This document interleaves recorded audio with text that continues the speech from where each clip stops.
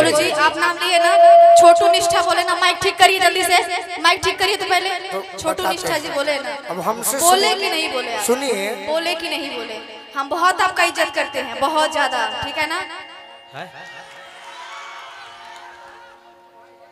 मैंने आरा शहर के कोई गली ना रहे। हाँ, रामगढ़िया में ट्रक पर चढ़ के गाना हम गावत रहे, सब कुछ याद बा। रामनवमी में लेकिन आई जा सौभाग्य के बात बा, बेगमपुर तो हमेशा आना जाना लगा रहेला है, लेकिन आज कुछ गावे के माध्यम से आयल बन जा। डॉक्टर रजनीश सर के प्रेम सने वहाँ के माता जी से तो हमने का नाम मिलने जा, लेकिन पुण्यतिथि में आयल बने जा। यही कहम कि हे माँ आप तो चली गई, लेकिन ऐसा बेटा छोड़ के चली जाए कि आपका बेटा दुनिया में नाम कर रहा है। ये वही सर है कि न जाने बॉम्बे में कितने लोगों का लाइन लगता है, 6 महीना नंबर लगता है तब इनको दिखाने को मिलता है। लेकिन आइए, सबसे बड़ी बढ़िया बात बा, हमारे बीच विक्रम सर भी है, मैक्सो हॉस्पिटल के डायरेक्टर। बहुत कलाकारों को प्रेम करते हैं और पता चलता है सब कलाकारों को कि सर अगर तबीयत किसका भी खराब होता है तो सर के हॉस्पिटल में जाते हैं। और तो ऐसा जुड़ गए हैं लोग अब रजनीश सर से कि जिनको देह हाथ में दर्द होता है तो रजनीश सर के पास चले जाते हैं।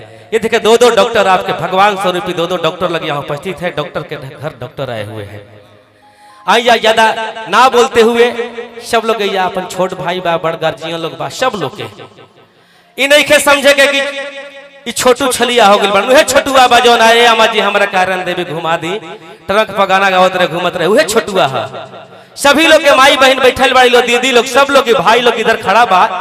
सब लोग के इच्छा तो बा कि घर आइल बानी तो हम पैर छू के प्रणाम कर ली सब लोग को उतर के, लेकिन ना असंभव बा, बहुत टाइम लग जाये। ऐसे यही से आपके बेटा, आपके भतीजा, कोई छोटू छलिया, कोई हीरो ना, कोई गायक ना, आपके बेटा, आपके भतीजा, आपके भाई, यही से छोटुआ सब लोग के गोड़ छू के प्रणाम करता। एक बार आशीर्वाद में ताली खाली बजा दी जरूर सब। बोल आयरन देवी मैया की सांचे दरबार के, हारा हारा महादेव।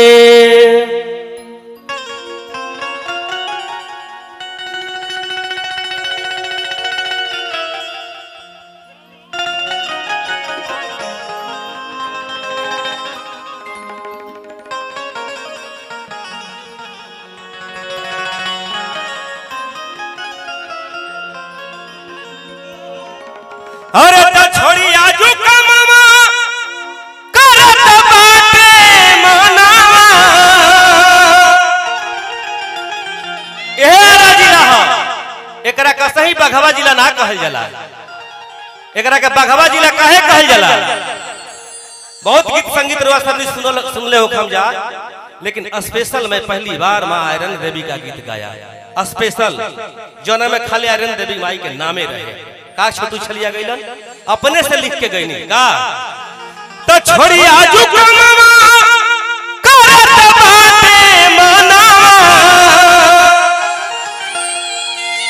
अरे यार हरिया घुमा दी ए आमा जी हमरो के आयरन देवी देखा दे। नया जी बैठी हुई है। इतना पॉपुलर गाना ही था कि आरा के हर गली में, हर मोहल्ला में खाली यही गाना बजाते रहे। बाद में पता चल कैसे, तो छोड़ी आजू का मामा करत बाटे मनवा ए आमा जी,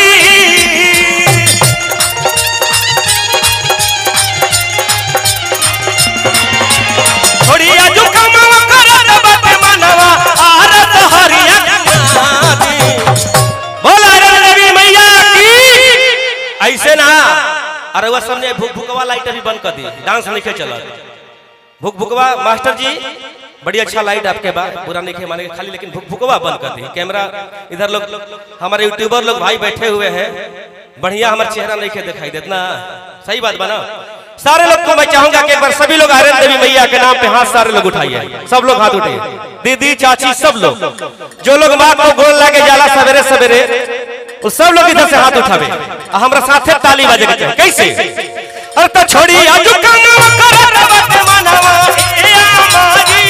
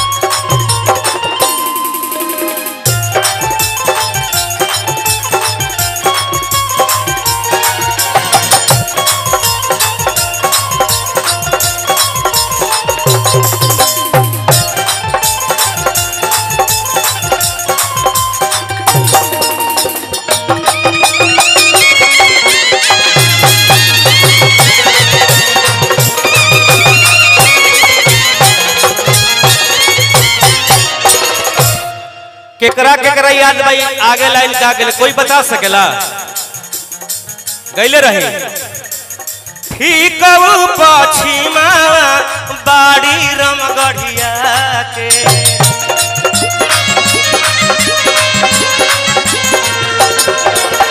बगले में बहेली जहाँ गंगिया रे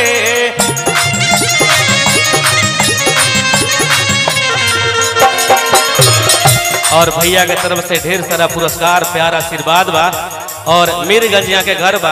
जब गाना आई रहे तो यहाँ के दिनों राती गाना सुन के मन अनसागो रहे, मन फाइल ना रहे, बड़ी खुशी होत रहे। जहाँ मूर्ति रखाला उजे घर बा भैया के। हाँ भीम, हाँ भीम भैया नाम बा। यहाँ के भाई हमारे पहला बार खाता खोलने रहे स्टेट बैंक में। ठीक पछिमा बाड़ी रामगढ़िया के बगल में बहेली जहाँ गंगिया रे गंगिया नहाइम कलश भराइम माजी गंगिया नहाइम कलश भराइम गंगी पे पहुँचा दी ए माजी हमरो के आयरन देवी देखा दे ए माजी हमरो के आयरन देवी देखा दी। और वार्ड पार्षद दीपू जी के तरफ से हजारों हजार रुपए का पुरस्कार बा और बार बार नमस्कार बा के आयरन देवी भैया आपके चेयरमैन बना दिए कह सकिला अभी वार्ड कमिश्नर बने रुआ।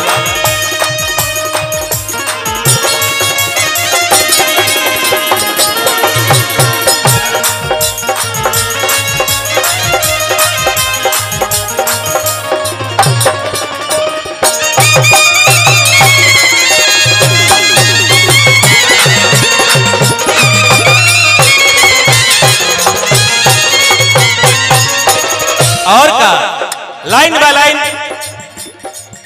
गीत हम गा रहे। आरा शहर में बानी अपना घरे बानी आयरन देवी माई के पैर कर बानी तो सोचा था कि पूरा के पूरा लाइन शुरू कर। यूट्यूबर भाई लोग यहाँ बैठे हुए हैं, आप लोग को भी नमस्कार प्रणाम है कि आप लोग हर जगह हम लोग को पहुंचाते हैं। मंदिर के बगल में सोनारन के दुकान बा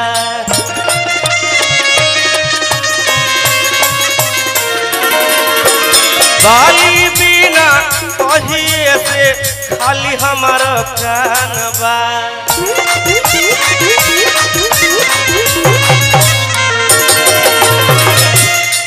क्या आप लोग बजाते हैं, मजा आ गया।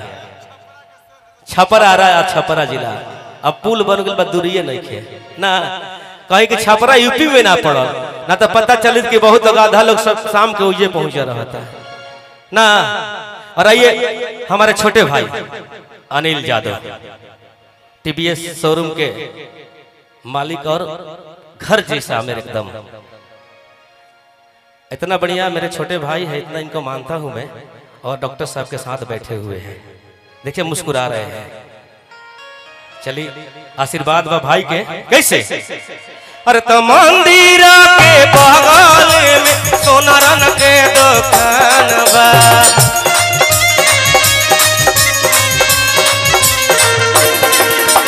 बाली बिना कहिए से खाली हमारो कान बा।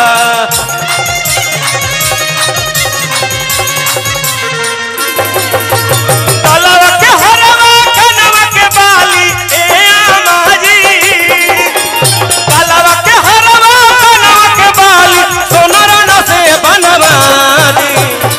और गोरख यादव की तरफ से ये पुरस्कार बा, क्या बात है। गोरख महतो जी के गोरख महतो भाई जी की तरफ से ये हजारों हजार रुपए पुरस्कार बा। और कैसे मेहरा रुतली है इनकर गलवा के हरवा कनवा के बाली ए माजी गलवा के हरवा कनवा के बाली सोनारन से बनवा दी। ए माजी हमारा के आयरन देवी देखा दी। ए माजी हमारो के आयरन देवी देखा दी।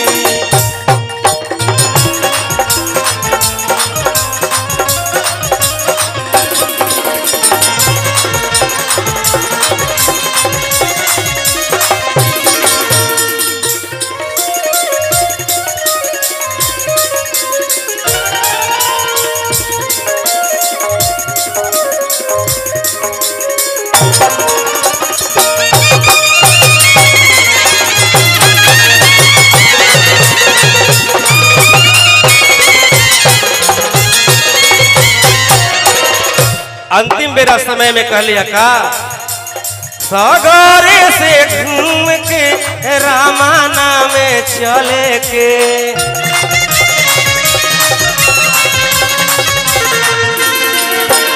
भोला रामा लीला छोटू कहत रहन देखे के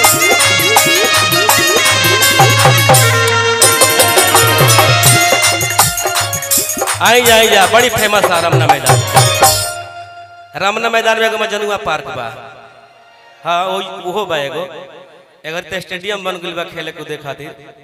आई जा कहली है बात है का कहता रही अरे पार्क घुमा दी परदर्शनी देखा दी। और मेरे छोटे भाई अमन यादव आए हुए हैं चल के पटना से और अनिल जी के छोटे भाई हैं मेरे छोटे भाई के छोटे भाई और अमन के घर में ही रहीला हम अमन यादव के ही घर में पटना में हम नहीं करे नहीं मेरा ऑफिस भी है सारा कुछ अमन यादव के घर में ही है मेरा भाई भी आया हुआ है।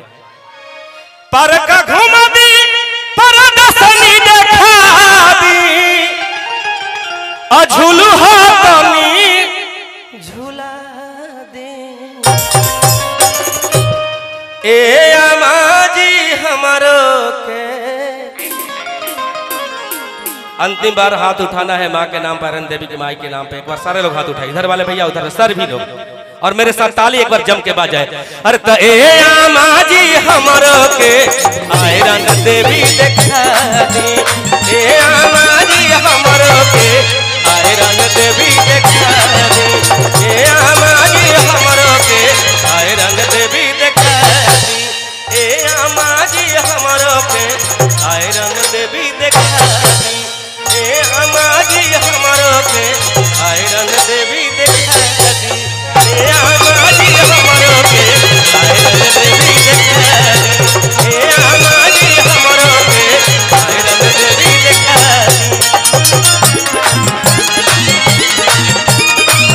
दी हमारो के आयरन देवी देखा दी ए अमाजी हमारो के आयरन देवी देखा दी ए अमाजी हमारो के आयरन देवी देखा दी ए अमाजी हमारो के आयरन देवी देखा। आई जा जब आयरन देवी माई के बात एक लाइन